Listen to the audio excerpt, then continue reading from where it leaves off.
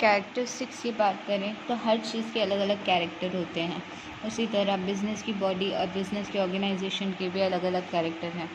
पहला कैरेक्टर है goal oriented activity. हमेशा अपनी एक्टिविटी के लिए एक फोकस गोल रखो कि आपको ये एक्टिविटी वहाँ तक पूरी करनी है। यानी कोई भी काम अगर आप लो तो उस काम को आप कब करने में इंटरेस्ट लाओगे, जब आपको पता होगा कि उसका आने वाला रिज़ल्ट आपको क्या ला कर देगा, यानी आप कहाँ पर अपना काम एंड करना चाहते हो।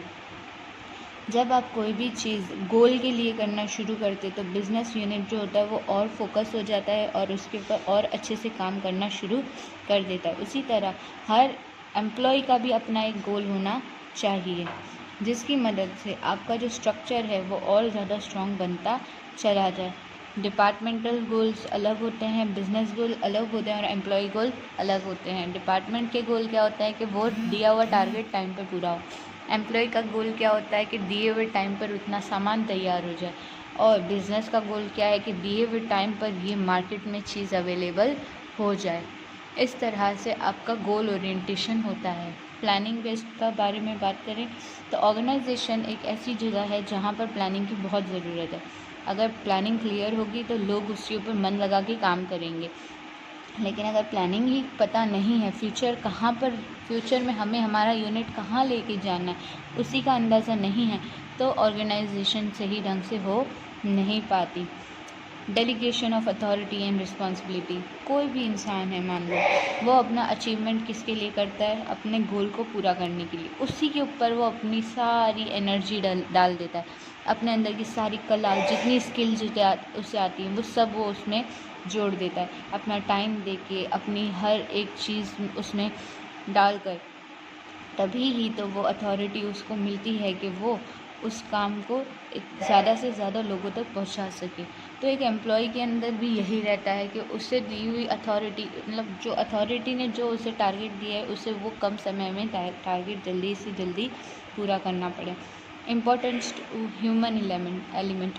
इंसानों का एलिमेंट क्या है, कभी भी इंसान जो है वो किसी भी बिज़नेस का सेंटर है। अगर इंसान ही निकाल दो किसी भी बिज़नेस से तो वो बिज़नेस किसी काम का नहीं। लोग मिलके जब काम करते हैं तभी उसका स्ट्रक्चर एकदम स्ट्रॉन्ग बनता है। अब मशीन के ऊपर पूरी तरह डिपेंडेबल नहीं हो सकते। मशीन खुद से चलेगी नहीं जब तक कोई स्विच ऑन करने वाला ना हो। मशीन तब तक सही प्रमाण में सामान बनाएगी नहीं जब तक डिस्ट्रीब्यूशन करने वाला कोई इंसान ना हो। फिर फ्लेक्सिबिलिटी।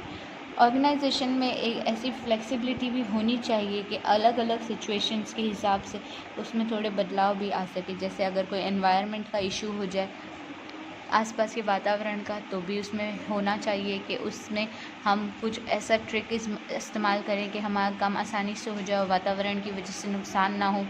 टेक्नोलॉजी के एडवांसमेंट के बाद हमें उसके हिसाब से भी चलने के लिए रेडी रहना चाहिए। फिर day by day new discoveries आती रहती हैं आजकल दुनिया में, उन सभी को भी यूज़ करते हुए हम लोगों को अपने बिज़नेस को आगे बढ़ाने की कोशिश करनी चाहिए। Establishment of inter relationship. हमारा जो अंदर का ही रिलेशनशिप है, उस रिलेशनशिप में हमारे काम, हमारी पोजीशन, हम लोगों को सही हिसाब से सबको बांटना चाहिए। किस इंसान को मशीन के डिपार्टमेंट में काम करना है, किस इंसान को पैकेजिंग में काम करना है, किस इंसान को प्रोडक्ट मेकिंग में काम करना है, इस सब चीज़ों के लिए सही लोगों को हमें डिवाइड करना चाहिए। Monitoring and control. जो मैनेजर है वो अच्छे से और वेल एक्सपीरियंस होना चाहिए ताकि वो हर किसी से कोऑर्डिनेट कर सके और उन लोगों को उनका काम सही ढंग से बता सके। ये उसकी सबसे बड़ी रिस्पॉन्सिबिलिटी होती है और यही चीज़ हर ऑर्गेनाइजेशन के लिए सबसे इम्पोर्टेंट होती है। अगर आपको मॉनिटर करने वाला इंसान ही गलत हो या आपके पास मॉनिटराइजेशन हो ही नहीं रहा तो आपका बिज़नेस कभी भी एक डिसिप्लिन बिज़नेस बन के नहीं चलेगा। ग्रुप एक्टिविटीज़ के बारे में बात करें तो आपका ग्रुप जो है, यानी आपका जो ये यूनिट है वो सभी लोगों का मिल के बनता है, तो उसी में ही जो है वो सारे प्रॉफिट्स हैं खुले हुए। अगर आप अपने एम्प्लॉयज़ के साथ एक अच्छा बॉन्ड नहीं रखोगे तो वो आपको एक ग्रुप में काम करके भी नहीं देंगे। तो हमेशा पहली प्रेफरेंस ये रखनी चाहिए कि हमें हमारे स्टाफ को अच्छे से जोड़े रखना चाहिए ताकि हम उसमें ज़्यादा से ज़्यादा प्रॉफिट ला सकें। कंट्रोल एडमिनिस्ट्रेटिव स्ट्रक्चर, यानी हमारा कंट्रोल क्या होता है किसी भी स्ट्रक्चर के लिए, वो ये रहता है कि हमारे जो रिलेशनशिप होते हैं वो बड़े डिफ़ाइन होते हैं, यानी फॉर्मल रिलेशनशिप होना चाहिए ताकि हमारे रूल्स फॉलो हो सकें, हमारा कंट्रोल वहाँ पर छूटे ना और हमारे प्रॉब्लम्स ऑर्गेनाइजेशन में ना आए।